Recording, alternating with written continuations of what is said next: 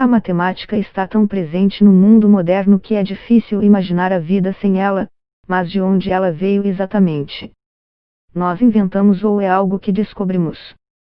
O povo da Grécia Antiga não teria a menor dúvida em relação a isso. O filósofo Pitágoras e seus seguidores eram tão fascinados pelos padrões matemáticos que acreditavam que os números eram um presente divino. Parte do encantamento deles se devia a experimentos com a música. Eles descobriram padrões que relacionavam os sons emitidos a proporções numéricas, das quais derivava a beleza e o deleite musical. Para eles, não poderia ser mera coincidência, era um portal para o mundo dos deuses. O que os gregos perceberam é que você pode fazer a corda vibrar 2 vezes mais rápido, reduzindo seu comprimento pela metade. Assim, se você tocar uma corda tensionada, produzirá uma nota. E se tocar novamente, mas desta vez pinçando a corda na metade do seu comprimento, você imobilizará parte dela, e apenas a outra metade vai vibrar, o que produzirá uma nota diferente. Isso é o que chamamos de oitava, diz Sparks. Na oitava, a relação de frequência é de 2:1. Os gregos se perguntaram, haveria outras frações que soam bem?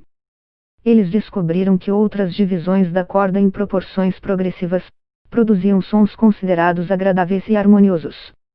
É o caso da quinta, ou quinta justa, na qual a razão entre o comprimento das cordas é de 3:2, o que significa que a nota maior tem 2/3 do comprimento da nota menor. Mas o que acontece quando você toca algo que não é uma dessas frações lógicas? Quando as notas não estão nessas proporções simples, tendemos a notar mesmo se não estivermos cientes da matemática, garante Sparks.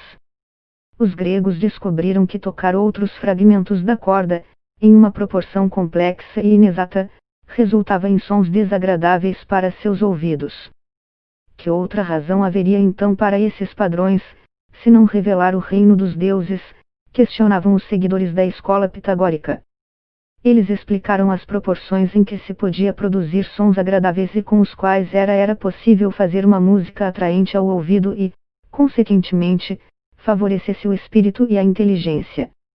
A observação do céu produziu conclusões semelhantes a respeito do movimento dos planetas e das estrelas, que não funcionava aleatoriamente, mas em certos padrões que podiam ser explicados com proporções numéricas.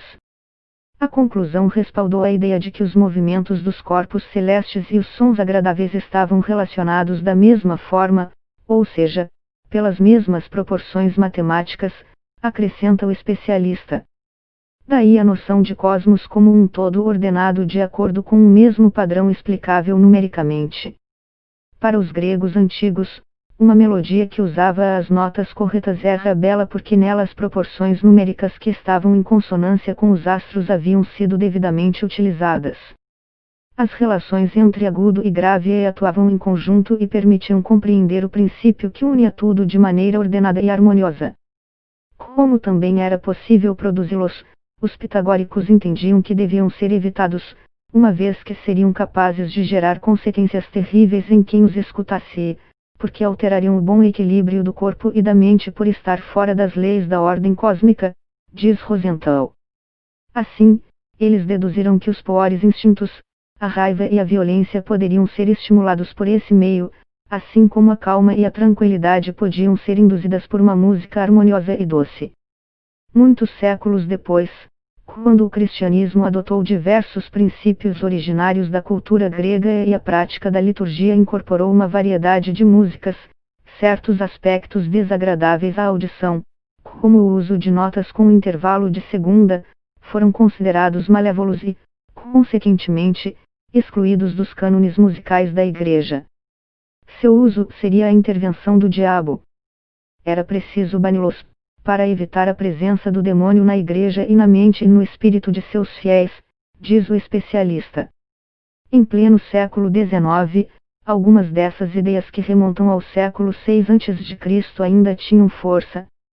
O violinista Niccolò Paganini é conhecido por usar o que em latim se chamava diabolus in musica, acordes também conhecidos como trítonos, que pertenciam à prática banida pelas regras do bem ordenado, diz Rosenthal. No entanto, Paganini caiu nas graças do público e ajudou a desconstruir certos medos associados ao que era considerado belo e consoante, feio e dissonante, cósmico e caótico, divino e demoníaco. Nosso ouvido e gosto musical admitem hoje uma diversidade numérica maior do que a proposta antigamente pelos gregos e apreciamos a amplitude dos sons como parte de um cosmos em expansão. As preferências mudaram, mas os padrões encontrados pelos gregos, não. Os pitagóricos não foram os primeiros a usar uma forma de matemática. Há evidências de que marcas encontradas em ossos do período Paleolítico Superior, há 37.000 anos, foram talhadas e usadas para contar. No entanto, pitagóricos foram os primeiros a buscar padrões. E o que encontraram parece indicar que a matemática está ao nosso redor e é algo que descobrimos, uma parte fundamental do mundo em que vivemos. Para eles, a matemática era tão real quanto a música, e era mais genial e elegante do que qualquer coisa que a mente humana fosse capaz de conceber.